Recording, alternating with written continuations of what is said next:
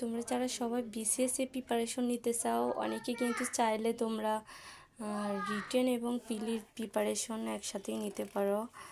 এখানে কিছু কিছু টপিক থেকে ধরো গ্রামার এবং সাহিত্যের অংশ থেকে কিছু কোশ্চিন প্রায় 50 থেকে 60 মার্কের প্রিপারেশন তোমরা পিলির সাথে নিতে পারবো। এখানে আমি এই যে রিটেনের জন্য অ্যানালাইসিস করেছি। এখানে মূলত 9টি কোশ্চিন, ঘুরে ফিরে এই 9টি কোশ্চিনই বিগত সালে বিসিএসগুলোতে রিটেনে এসেছে। আর এখান থেকে শব্দের অধ্যায় থেকে এসেছে। আজকে আমি শব্দের নোট যেহেতু করলাম, যে এই জন্য শব্দের সাথে ব্রডলি একদম পড়ার চেষ্টা করতেছি, নোট করতেছি, যাতে এটা আমার এখন নোট করে রাখলে পরে আর আমার নোট করতে হবে না, একদম ব্রডলি।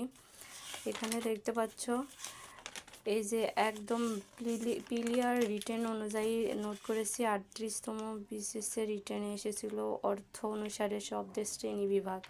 এটা কিন্তু আবার এখানে এই যে রুডি শব্দ, যোগরুট শব্দ, এগুলো শব্দগুলো কিন্তু আমরা পিলিতেও প্রচুর পরিমাণে আসে। এখানে রিটেনের জন্য একদম রিটেন আকারে সব করে করে সাজিয়ে রাখছি।